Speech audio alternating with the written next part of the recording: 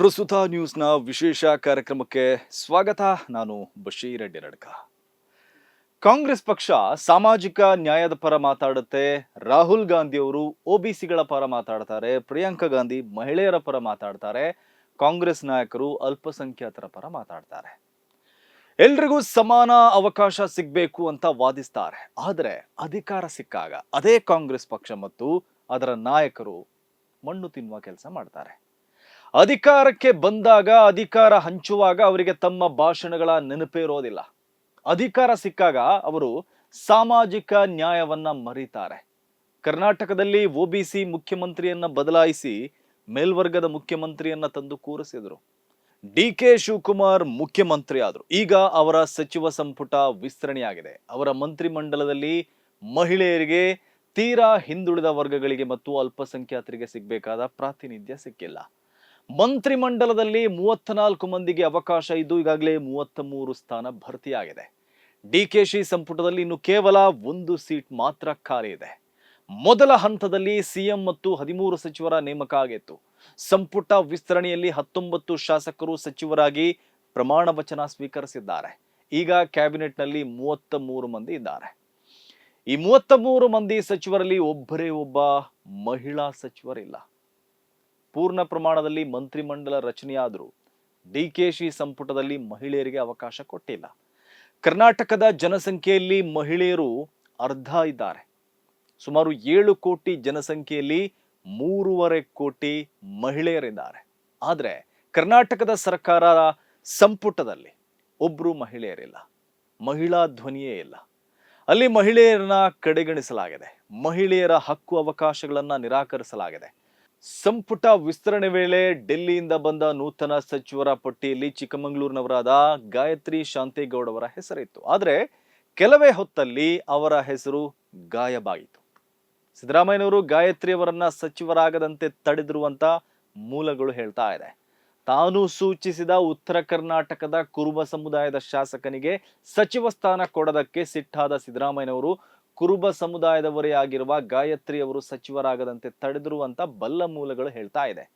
ಅಲ್ಲಿಗೆ ಡಿಕೆಶಿ ಸಂಪುಟದಲ್ಲಿ ಮಹಿಳೆಯರೇ ಇಲ್ಲದಂತಾಗಿದೆ. ಡಿಕೆಶಿ ಕ್ಯಾಬಿನೆಟ್ ನಲ್ಲಿ ಖಾಲಿ ಇರೋದು 1 ಸೀಟ್ ಮಾತ್ರ. ಅದನ್ನ ಮಹಿಳೆಯರಿಗೆ ಕೊಟ್ಟರು ಏಕೈಕ ಮಹಿಳೆಗೆ ಸಚಿವ ಸಂಪುಟದಲ್ಲಿ ಅವಕಾಶ ಸಿಕ್ಕಂತಾಗತ್ತೆ. ಅದು ಸಿಕ್ಕರೂ ಮಹಿಳೆಯರಿಗೆ ನ್ಯಾಯ ಕೊಟ್ಟಂತಾಗುವುದಿಲ್ಲ. 3.5 ಕೋಟಿ ಜನಸಂಖ್ಯೆಗೆ 1 ಸಚಿವ ಸ್ಥಾನ ನೀಡುವುದು ಸಾಮಾಜಿಕ ನ್ಯಾಯ ಅಲ್ಲ. 1 ಸಚಿವ ಸ್ಥಾನ ಕೊಟ್ಟರು ಮಹಿಳಾ ಸಮುದಾಯದ ಮೇಲಿನ ತಾರತಮ್ಯ ನಿವಾರಣೆ ಆಗುವುದಿಲ್ಲ. ದುರಂತ ಅಂದ್ರೆ ಮಹಿಳಾ ಸಮುದಾಯವನ್ನ ಈ ರೀತಿ ಕಡೆಗಣಿಸಿದ ಮೇಲೂ ಅವರು ಮಹಿಳೆಯರ ಪರ, ಸಾಮಾಜಿಕ ನ್ಯಾಯದ ಪರ ಉದ್ದುದ್ದ ಭಾಷಣ ಮಾಡ್ತಾನೆ ಇರ್ತಾರೆ. ಮಹಿಳೆಯರಿಗೆ ಕೊಟ್ಟಿರುವ ಗ್ಯಾರಂಟಿಗಳನ್ನ ತೋರಿಸಿ ಮಹಿಳೆಯರನ್ನ ದಾರಿ ತಪ್ಪಿಸಲು ನೋಡ್ತಾರೆ. ಕಳೆದ ಚುನಾವಣೆಯಲ್ಲಿ ಕಾಂಗ್ರೆಸ್ ಅಷ್ಟು ದೊಡ್ಡ ಗೆಲುವು ಪಡೆಯೋಕೆ ಮಹಿಳಾ ಮತದಾರರು ಕೂಡ ದೊಡ್ಡ ಕಾರಣ. ಅವರು ಸ್ಕೀಮ್ಗೆ ಆಸೆ ಪಟ್ಟು ವೋಟ್ ಹಾಕಿದ್ರು, ಇನ್ನೇನೋ ಕಾರಣಕ್ಕೆ ವೋಟ್ ಹಾಕಿದ್ರೋ ಗೊತ್ತಿಲ್ಲ. ಆದರೆ ಮಹಿಳಾ ಸಮುದಾಯದ ದೊಡ್ಡ ಮಟ್ಟದಲ್ಲಿ ಕಾಂಗ್ರೆಸ್ ಅನ್ನ ಕೈ ಹಿಡಿದಿದೆ. ಆ ಕಾರಣಕ್ಕೆ ಕಾಂಗ್ರೆಸ್ಗೆ ದೊಡ್ಡ ಗೆಲುವು ಸಿಕ್ಕಿದೆ. ಹಾಗಾಗಿ ಮಹಿಳೆಯರಿಗೆ ಕಾಂಗ್ರೆಸ್ ಸರ್ಕಾರದ ಸಚಿವ ಸಂಪುಟದಲ್ಲಿ ಹೆಚ್ಚಿನ ಪ್ರಾತಿನಿಧ್ಯ ನೀಡಬೇಕಾಗಿತ್ತು. ನೀವು ಕೇವಲ ಗೃಹಲಕ್ಷ್ಮಿ ಶಕ್ತಿ ಯೋಜನೆಯನ್ನ ತೋರಿಸಿ ಮತ ಪಡೆದ್ರೆ ಸಾಕಾಗುವುದಿಲ್ಲ. ಅವರಿಗೂ ಸಮಾನ ಅವಕಾಶವನ್ನ ಕೊಡಬೇಕಾಗತ್ತೆ. ಸಮಾನ ಅವಕಾಶ ಕೊಡೋಕೆ ಆಗದಿದ್ರೆ ಅವರ ಪಾಲಿನ ಹಕ್ಕುಗಳನ್ನಾದ್ರೂ ಕೊಡಬೇಕು. ಈ ರೀತಿ ಮಹಿಳಾ ಸಮುದಾಯವನ್ನ ಕಡೆಗಣಿಸಿರುವುದು ಕಾಂಗ್ರೆಸ್ ಸರ್ಕಾರಕ್ಕೆ ಒಳ್ಳೆಯದಲ್ಲ. ಇನ್ನು ಪ್ರಾದೇಶಿಕ ನ್ಯಾಯ ಕೂಡ ಡಿಕೆಶಿ ಸಂಪುಟದಲ್ಲಿ ಪಾಲನೆಯಾಗಿಲ್ಲ. 10 ಜಿಲ್ಲೆಗಳಿಗೆ ಸಚಿವ ಸ್ಥಾನವೇ ಸಿಕ್ಕಿಲ್ಲ ರೀ. 31 ಜಿಲ್ಲೆಗಳ ಪೈಕಿ 10 ಜಿಲ್ಲೆಗಳಿಗೆ ಸಂಪುಟದಲ್ಲಿ ಅವಕಾಶ ಸಿಕ್ಕಿಲ್ಲ. ಅದರಲ್ಲೂ ಕಾಂಗ್ರೆಸ್ ಕೈ ಹಿಡಿದಿರುವ ಜಿಲ್ಲೆಗಳನ್ನು ಕಡೆಗಣಿಸಲಾಗಿದೆ. ಸಚಿವ ಸ್ಥಾನದಿಂದ ವಂಚಿತರಾಗಿರುವ 10 ಜಿಲ್ಲೆಗಳ ಪೈಕಿ ಹೆಚ್ಚಿನ ಜಿಲ್ಲೆಗಳಲ್ಲಿ ಕಾಂಗ್ರೆಸ್ ಶಾಸಕರೇ ಇದ್ದಾರೆ. ಆದರೂ ಆ ಜಿಲ್ಲೆಗಳನ್ನ ಕಡೆಗಣಿಸಲಾಗಿದೆ. ಡಿಕೆಶಿ ಸಂಪುಟದಲ್ಲಿ ಬೆಂಗಳೂರು ಸಿಟಿಗೆ 6 ಸಚಿವ ಸ್ಥಾನ ನೀಡಲಾಗಿದೆ. ಬೆಂಗಳೂರು ದಕ್ಷಿಣಕ್ಕೆ 2, ಬೆಂಗಳೂರು ಗ್ರಾಮಾಂತರಕ್ಕೆ 1. ಬೆಂಗಳೂರು ಸುತ್ತಮುತ್ತವೇ 9 ಸಚಿವ ಸ್ಥಾನ ಹಂಚಿಕೆಯಾಗಿದೆ. ಕಲಬುರಗಿಗೆ 3 ಸಚಿವ ಸ್ಥಾನವನ್ನ ನೀಡಲಾಗಿದೆ. ಕೊಪ್ಪಳ, ದಾವಣಗೆರೆ ಮತ್ತು ಬೆಳಗಾವಿಗೆ 2 ಸಚಿವ ಸ್ಥಾನ ಕೊಟ್ಟಿದ್ದಾರೆ. 10 ಜಿಲ್ಲೆಗಳಿಗೆ ಸಚಿವ ಸ್ಥಾನವೇ ಸಿಕ್ಕಿಲ್ಲ. 10 ಜಿಲ್ಲೆಗಳಿಗೆ ಸಚಿವ ಸ್ಥಾನ ಕೊಟ್ಟಿಲ್ಲ ಅಂದ್ರೆ ಆ ಜಿಲ್ಲೆಗಳಿಗೆ ಏನ್ ಧ್ವನಿ ಇರುತ್ತೆ? ಆ ಜಿಲ್ಲೆಗಳ ಹಕ್ಕು ಅವಕಾಶಗಳನ್ನ ಸಂಪುಟದಲ್ಲಿ ಕೇಳುವವರು ಯಾರು? ಇದು ಪ್ರಾದೇಶಿಕ ತಾರತಮ್ಯ. ಹೀಗೆ ತಾರತಮ್ಯ ಮಾಡಿದ್ರೆ ಆ ಜಿಲ್ಲೆಗಳಲ್ಲಿ ಕಾಂಗ್ರೆಸ್ ಅನುಭವಿಸಬೇಕಾಗತ್ತೆ. ಯಾಕಂದ್ರೆ ರಾಜಕೀಯದಲ್ಲಿ ದುಡಿಯುವವರಿಗೆ ಪ್ರತಿಫಲ ಸಿಗಬೇಕು ಎಂಬ ಭಾವನೆ ಕಾರ್ಯಕರ್ತರಲ್ಲಿ ಇರುತ್ತೆ. ಹೆಚ್ಚಿನ ಸ್ಥಾನಗಳನ್ನ ಗೆದ್ದ ಜಿಲ್ಲೆಗಳಿಗೂ ಸಚಿವ ಸ್ಥಾನ ದೊರೆಯದಿದ್ರೆ ಅದು ಕಾರ್ಯಕರ್ತರ ಮನೋಬಲದ ಮೇಲೆ ಪರಿಣಾಮ ಬೀರುತ್ತೆ. ಆ ಪರಿಣಾಮ ಚುನಾವಣೆ ಮೇಲೂ ಆಗತ್ತೆ. ಇನ್ನು ಜಾತಿವಾರು ಪ್ರಾತಿನಿಧ್ಯದಲ್ಲೂ ತಾರತಮ್ಯ ಇದೆ. ಡಿಕೆಶಿ ಸಂಪುಟದಲ್ಲಿ ಮೇಲ್ವರ್ಗಕ್ಕೆ ಹೆಚ್ಚಿನ ಅವಕಾಶ ನೀಡಿ ಒಬಿಸಿಗಳಿಗೆ ಮತ್ತು ಅಲ್ಪಸಂಖ್ಯಾತರಿಗೆ ಕಡಿಮೆ ಪ್ರಾತಿನಿಧ್ಯ ನೀಡಲಾಗಿದೆ.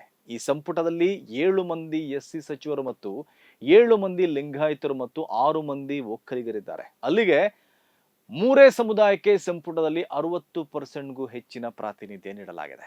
ಪರಿಶಿಷ್ಟ ಜಾತಿಗೆ ಹೆಚ್ಚಿನ ಅವಕಾಶ ಕೊಟ್ಟಿದ್ದು ಸರಿಯಾಗೇ ಇದೆ. ಅದು ನ್ಯಾಯಯುತವಾದ ಅವಕಾಶ. ಯಾಕಂದ್ರೆ ದಲಿತ ಸಮುದಾಯ ಈ ರಾಜ್ಯದ ಅತಿ ದೊಡ್ಡ ಸಮುದಾಯ. ಅಲ್ಲದೆ ದಲಿತ ಸಮುದಾಯ ಕಾಂಗ್ರೆಸ್ಸಿನ ವೋಟ್ ಬ್ಯಾಂಕ್ ಕೂಡ ಹೌದು. ಆದರೆ ಲಿಂಗಾಯತರು ಮತ್ತು ಒಕ್ಕಲಿಗರಿಗೆ ಹೆಚ್ಚು ಅವಕಾಶ ಕೊಟ್ಟಿರೋದು ಪ್ರಶ್ನಾರ್ಹವಾಗಿದೆ. ಯಾಕಂದ್ರೆ ಸಂಖ್ಯೆಯಲ್ಲಿ ಅವರು ಕಡಿಮೆ ಇದ್ದಾರೆ. ಅಲ್ಲದೆ ಆ 2 ಸಮುದಾಯಗಳೇನು ಕಾಂಗ್ರೆಸ್ಸಿನ ವೋಟ್ ಬ್ಯಾಂಕ್ ಅಲ್ಲ. ಲಿಂಗಾಯತರು ಬಿಜೆಪಿ ಕಡೆಗಿದ್ರೆ ಒಕ್ಕಲಿಗರು JDS ಕಡೆಗಿದ್ದಾರೆ. ಡಿಕೆಶಿ ಸಿಎಂ ಆಗಿರೋದ್ರಿಂದ 2028ರ ಚುನಾವಣೆಯಲ್ಲಿ ಒಕ್ಕಲಿಗ ಮತಗಳು ಕಾಂಗ್ರೆಸ್ಗೆ ಬರಬಹುದು ಅನ್ನೋ ಲೆಕ್ಕಾಚಾರಗಳಿದೆ. ಅದೇನು ಪಕ್ಕಾ ಲೆಕ್ಕಾಚಾರ ಅಲ್ಲ. 2 ವರ್ಷಗಳಲ್ಲಿ ರಾಜಕಾರಣದಲ್ಲಿ ಏನ್ ಬೇಕಾದ್ರೂ ನಡೀಬಹುದು.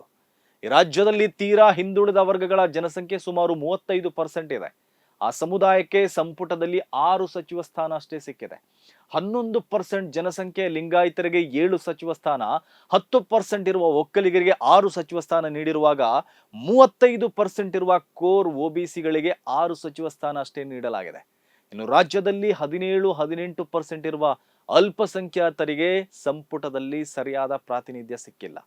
ಮೈನಾರಿಟಿಗಳಿಗೆ ಕೇವಲ 4 ಸಚಿವ ಸ್ಥಾನಗಳಷ್ಟೇ ಸಿಕ್ಕಿದೆ. 13% ಜನಸಂಖ್ಯೆ ಇರುವ 2ನೇ ಅತಿ ದೊಡ್ಡ ಸಮುದಾಯವಾಗಿರುವ ಮುಸ್ಲಿಮರಿಗೆ ಡಿಕೆಶಿ ಸಂಪುಟದಲ್ಲಿ ಕೇವಲ 3 ಸ್ಥಾನ ಸಿಕ್ಕಿದೆ.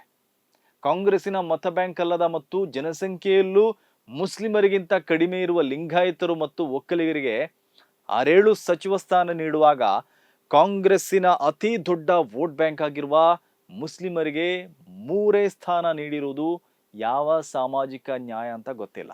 ಮುಸ್ಲಿಮರ ಪ್ರಾತಿನಿಧ್ಯ ಕಡಿಮೆಯಾಗಿದ್ದಕ್ಕೆ ಈ ಸಂಪುಟದ ಬಗ್ಗೆ ಮುಸ್ಲಿಮರಿಗೂ ಅಸಮಾಧಾನ ಇದೆ. ಮುಸ್ಲಿಮರಿಗೆ 2 ಸಚಿವ ಸ್ಥಾನ ನೀಡಬೇಕಿತ್ತು ಅನ್ನೋ ಅಭಿಪ್ರಾಯ ವ್ಯಕ್ತವಾಗ್ತಾ ಇದೆ. ಡಿಕೆಶಿ ಸಂಪುಟದಲ್ಲಿ ಹಿರಿಯ ಕಾಂಗ್ರೆಸ್ ಶಾಸಕ ತನ್ವೀರ್ ಸೇಠ್ ಅವರು ಅವಕಾಶ ವಂಚಿತರಾಗಿದ್ದಾರೆ. ತಮಗಾದ ಅನ್ಯಾಯಕ್ಕೆ ಅವರು ಕಣ್ಣೀರು ಹಾಕಿದ್ದಾರೆ.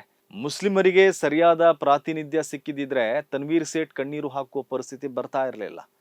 ಅವರ ಕಣ್ಣೀರೇ ಈ ಸಂಪುಟದಲ್ಲಿ ಮುಸ್ಲಿಮರಿಗಾದ ಅನ್ಯಾಯವನ್ನ ಎತ್ತಿ ತೋರಿಸ್ತಾ ಇದೆ. ನಿಜವಾಗಿಯೂ ಈ ಸಚಿವ ಸಂಪುಟದಲ್ಲಿ ಸಮತೋಲನ ಇಲ್ಲ. ಪ್ರಾತಿನಿಧ್ಯದ ರಾಜಕಾರಣದಲ್ಲಿ ಈ ಬಾರಿ ಕಾಂಗ್ರೆಸ್ ಎಡವಿದೆ. ಕಾಂಗ್ರೆಸ್ಸಿನ ಮತ ಬ್ಯಾಂಕ್ ಆಗಿರುವ ಸಮುದಾಯಗಳಿಗೆ ತಕ್ಕ ಗೌರವ ಸಿಕ್ಕಿಲ್ಲ. ಈ ಸಲ ಯಾರು ಸಚಿವರಾದರು ಎನ್ನುವುದಕ್ಕಿಂತ ಯಾರು ಸಚಿವರಾಗಿಲ್ಲ ಎಂಬ ಪ್ರಶ್ನೆ ಹೆಚ್ಚು ಚರ್ಚೆ ಆಗ್ತಾ ಇದೆ. ಯಾರಿಗೆ ಅವಕಾಶ ಸಿಕ್ಕಿತ್ತು ಎನ್ನುವುದಕ್ಕಿಂತ ಯಾರನ್ನ ಕಡೆಗಣಿಸಲಾಯಿತು ಎಂಬ ಚರ್ಚೆಯೇ ಕಾಂಗ್ರೆಸ್ ಪಕ್ಷದ ಒಳಗೂ ಹೊರಗೂ ನಡೀತಾ ಇದೆ. ಈ ಬೆಳವಣಿಗೆ ಮುಂದಿನ ಚುನಾವಣೆಯಲ್ಲಿ ಕಾಂಗ್ರೆಸ್ಗೆ ದುಬಾರಿಯಾಗಲೂಬಹುದು. ಸಾಮಾನ್ಯವಾಗಿ ಹೊಸ ಸಚಿವ ಸಂಪುಟ ರಚನೆಯಾದಾಗ ಅಧಿಕಾರದ ಹೊಸ ಅಧ್ಯಾಯ ಆರಂಭವಾಗುತ್ತೆ. ಹೊಸ ನಿರೀಕ್ಷೆಗಳು ಹುಟ್ಟುತ್ತೆ. ಸರ್ಕಾರದ ಮೇಲೆ ಜನರ ವಿಶ್ವಾಸ ಮತ್ತಷ್ಟು ಗಟ್ಟಿಯಾಗತ್ತೆ. ಆದರೆ ಕರ್ನಾಟಕದಲ್ಲಿ ಡಿಕೆ ಶಿವಕುಮಾರ್ ನೇತೃತ್ವದ ಹೊಸ ಸಚಿವ ಸಂಪುಟ ರಚನೆಯಾದ ಬೆನ್ನಲ್ಲೇ ಮೂಡಿರುವ ಚಿತ್ರಣ ಮಾತ್ರ ಸಂಪೂರ್ಣ ಭಿನ್ನ ಆಗಿದೆ. ಪ್ರಮಾಣ ವಚನದ ಸಂಭ್ರಮ ತಣ್ಣಗಾಗುವ ಮುನ್ನವೇ ಕಾಂಗ್ರೆಸ್ನೊಳಗಿನಿಂದ ಅಸಮಾಧಾನದ ಧ್ವನಿಗಳು ಎದ್ದಿವೆ. ಈ ಅಸಮಾಧಾನ ಇನ್ನಷ್ಟು ಸ್ಫೋಟಗೊಂಡ್ರೆ 2028ರಲ್ಲಿ ಡಿಕೆಶಿಯ ಕನಸು ನನಸಾಗುವುದು ಕಷ್ಟ ಇದೆ. ಇದು ಇವತ್ತಿನ ಪ್ರಸ್ತುತ ನ್ಯೂಸ್ ವಿಶೇಷ. ಸುದ್ದಿಗಳ ವಸ್ತುನಿಷ್ಠ ವಿಶ್ಲೇಷಣೆಗಾಗಿ ನೋಡ್ತಾ ಇರಿ ಪ್ರಸ್ತುತ ನ್ಯೂಸ್.